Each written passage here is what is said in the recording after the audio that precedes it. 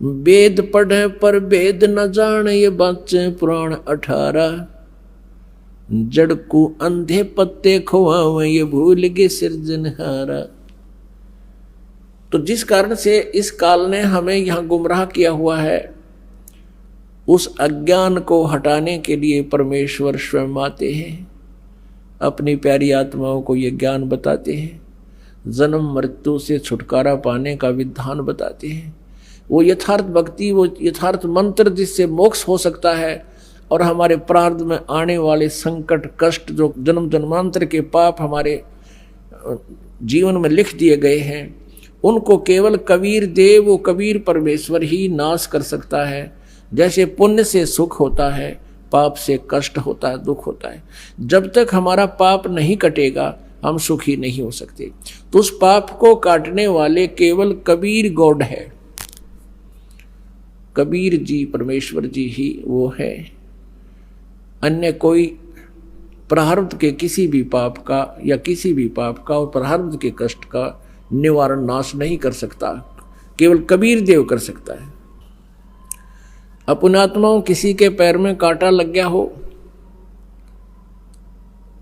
और ये अज्ञानी ऋषि महर्षि क्या कहा करते थे, जैसे कोई संकट निवारण करने के लिए ऋषि महर्षि संतों के पास जाते थे, प्रथम तो वो जंतर मंत्र बताते थे, ऐसा कर ले, ऐसा जाप कर, इतना 1000 जाप ये कर ले, 11,000 गायत्री जाप कर ले, क्या 11 सरपिए का ये भंडारा करवा दे।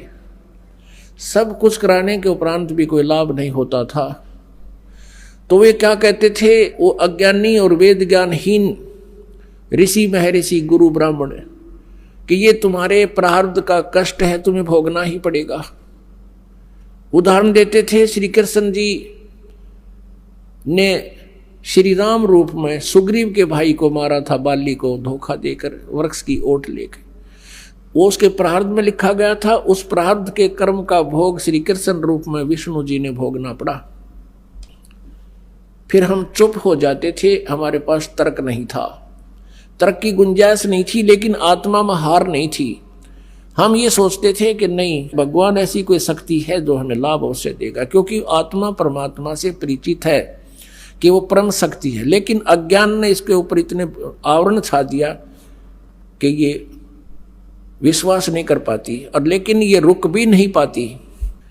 और जिस कारण से ये कभी किता झाड़े लाने वालों के पास, किता को भूत प्रेतों के जंतर मंत्र करणियों के पास, किसी ऋषि महर्षियों के पास, या किसी मंदिर और मस्जिद गुरुद्वारों में जा जाके अपनी मन्नतें मांगते हैं, और आखिर में ज्यों के त्यों ही रह जाती हैं, क्योंकि वहाँ वो विधान, वो सिद्धांत नहीं है, वो मंत्र नहीं है जिससे प्रारब्ध का नाश हो सके।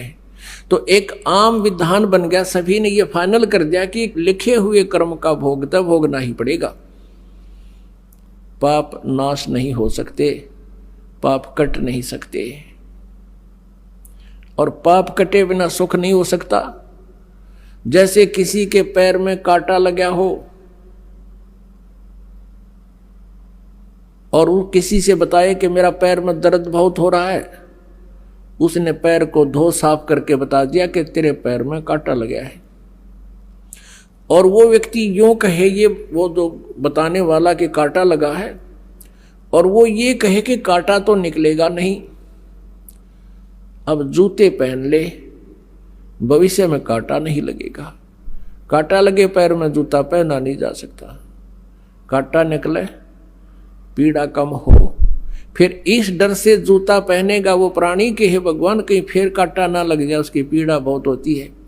तो ऐसे ही जो व्यक्ति ये कहते हैं, पहले तो जंतर मंत्र बताते हैं वो संत गुरु ऋषि महर्षि, और फिर उनसे कोई लाभ नहीं होता है तो कह देते हैं कि ये तुम्हारे प्रारब्ध का कष्ट है, ये तो तुमने भोगना ही पड़ेगा, ये तो आजीवन भोगना पड़ेगा,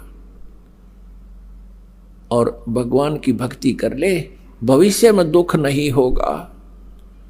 पुण्यात्माओं, जिस व्यक्ति के ऊपर कोई आपत्ति आई है और उसको राहत मिले नहीं, वो सपने में भगवान ना याद करे, कर ही नहीं सकता।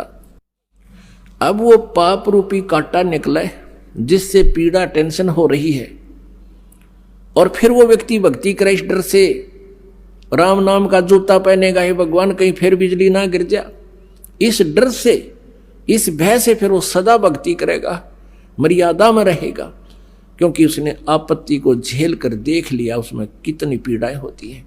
और कोई ये कहे कि ये तो कष्ट बना ही रहेगा, आगे भक्ति कर ले, वो सपने में भी नहीं कर सकता भक्ति।